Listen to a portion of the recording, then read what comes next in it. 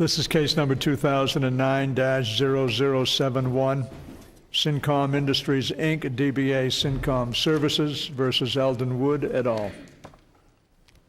Good morning. May it please the court, my name is Joshua Gordon. I represent William Hogan, who's here for the second time.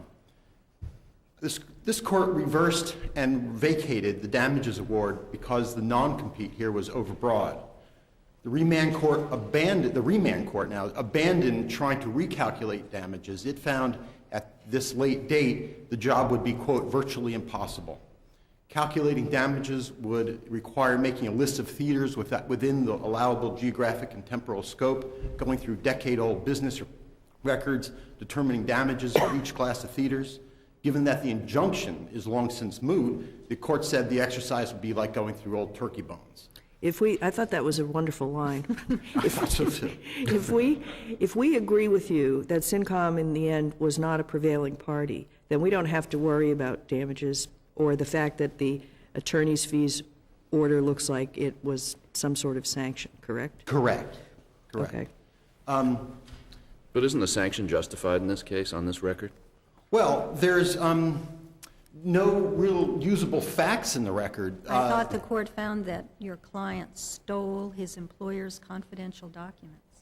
Yes, but once this court vacated the award and narrowed the covenant, and by extension the tort as well, to those theaters in some smaller group of theaters than were originally contemplated, we don't know whether my client did anything wrong with regard to those theaters. With the Regals and the non-Regals, and I think the diverted Regals, he never had any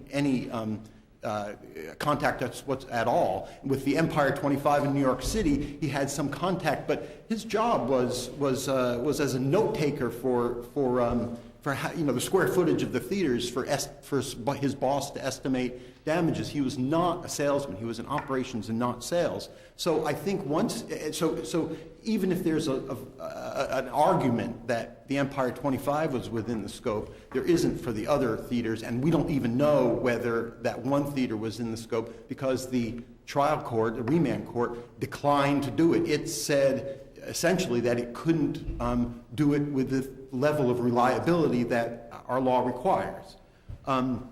Causation is just problematic here, and the contract was not reformed. The argument... Well, maybe it's difficult because there weren't any damages. Pardon me?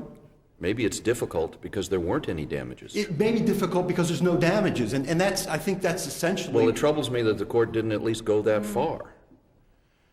Well, the court obviously gave two conflicting responses. You know, some damages are due, but they're zero. And I'm not going to try to determine what they are because it's impossible. You know, we're left with the outcome that there really aren't any damages, or my client alone didn't cause any damages.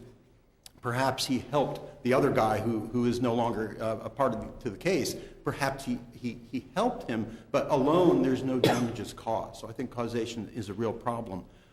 The argument But the instruction from this court was for the trial court to look at reformation. That would be the predicate to determine any damages. In other words, first you have to determine what the reformed contract provides in order to deal with damages. That didn't happen. Correct, and I think this court gave permission for the lower court. It didn't direct the lower court to reform, but correct, the lower court then did not reform the contract, so the contract is unenforceable by this court's order, and I think that matters to attorneys' fees as well, because you can't claim attorneys' fees under a contract that is unenforceable. And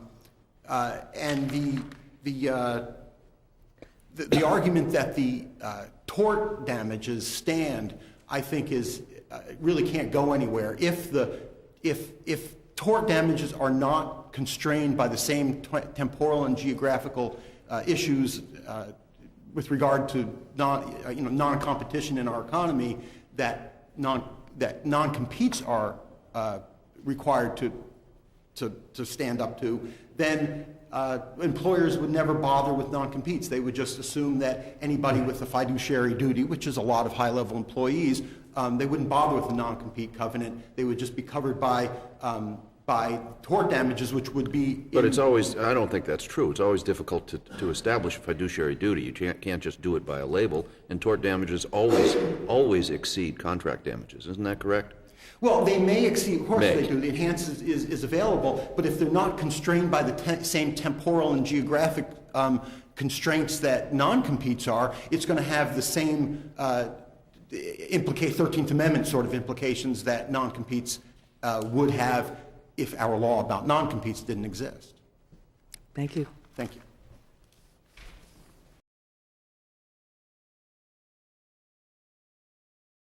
Thank you.